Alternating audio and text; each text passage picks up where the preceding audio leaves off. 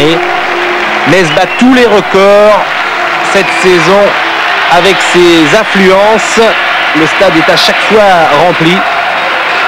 Et le début de rencontre est à l'avantage des Bordelais avec un premier ballon ici en direction de Bancarel. Une frappe stoppée par Songo. Oh la vache, on est bouffés dans les duels les gars. Vache. Robert, à chaque fois il y a au prix Cyril, tous. Chaque fois qu'ils vont en contact, on explose. Et Joël Muller ne s'y trompe pas, son équipe a du mal en ce début de rencontre. Pires directement sur Prunier, dégagement en direction de Dugarry cette fois. Au milieu de la défense messine, il y a Song, il y a Castendutch. Dugarry, passement de jambe qui a réussi à frapper, pas de problème pour Songo. Il y a le marquage là, Pascal. Oh, hey, prenez vos joueurs s'il vous plaît. Oh. Flottement ce début de rencontre, 13e minute, ballon en direction de Pouget. Huard est sorti, Prunier à la relance. Toys a mis le ballon en touche qui va être rapidement joué par Pires. Lang de nouveau. Pires. Derrière du pied pour Isaias à 20 mètres. Isaias dans une position dangereuse qui a tiré. Pouget qui suit. Blanchard et but. But de Jocelyn Blanchard sur la première occasion Messine après tout juste un quart d'heure de jeu. Gaëtan Huard reste seul quelques secondes après son choc contre Pouget. Le tir d'Isaias après sa conduite de balle. Gaëtan Huard qui repousse, Pouget qui suit bien. Gaëtan Huard ne peut se relever du plat du pied. Blanchard marque le deuxième but de sa saison. Nous allons revivre ce but avec Joël Muller. Isaias a tiré, Pouget a suivi.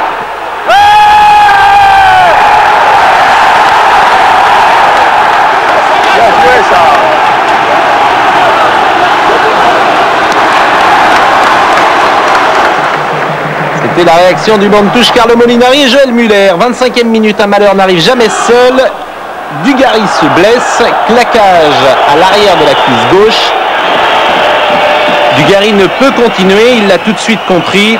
Et sa sortie va être un nouveau coup dur après le premier but encaissé pour les Bordelais qui ne retrouveront jamais leur niveau de jeu du début de rencontre. La sortie de Christophe Dugarry.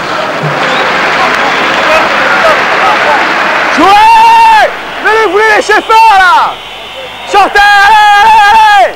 On sort rouge! Pascal Gaille! Oh! Sortez! Là, on attend là. Regardez, on est spectateurs là les gars, merde! Et dès lors, c'est Metz qui domine cette fin de première mi-temps. C'est Istillol qui a pris la place de Dugarry. Et une attaque menée toujours par le meneur de jeu du FC Metz. Isaias, crochet sur Prunier dans la surface de réparation. Frappe du pied gauche. Superbe match hier soir de Isaias. Qui met dans le vent ici William Prunier. Il y avait une autre solution d'ailleurs au centre. Il choisit le tir du pied gauche. Et arrêt de Gaëtan Huard. Toujours Metz à l'attaque, Pires, Blanchard à 25 mètres. Tir de Blanchard bien capté également par Huard.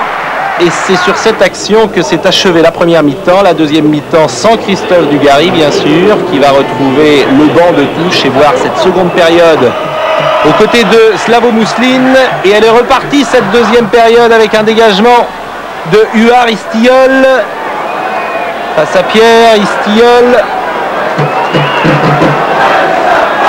en relève Hitchke. De nouveau Istillol, il n'y a pas beaucoup de solutions pour les Bordelais et ce sera un tir de loin sans danger pour Songo. Dogon, Blanchard de la tête pour Isaias face à Crossi.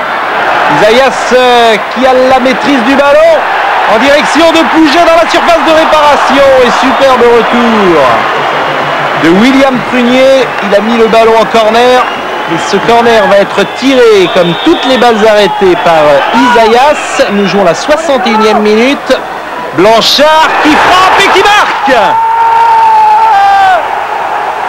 Deuxième but de Jocelyn Blanchard après 1 heure de jeu. Un but extraordinaire. Il était à plus de 30 mètres. Quel but! Extraordinaire!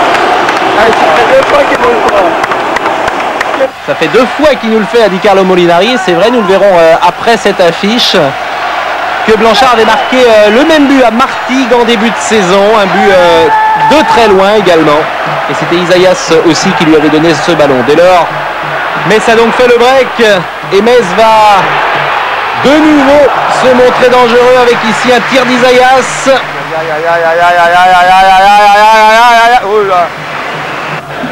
En revanche, les Bordelais, durant cette fin de rencontre, vont être les plus dangereux. Avec ici un tir de Dutuel qui passe tout près du poteau de Songo. Il a donc 23 ans.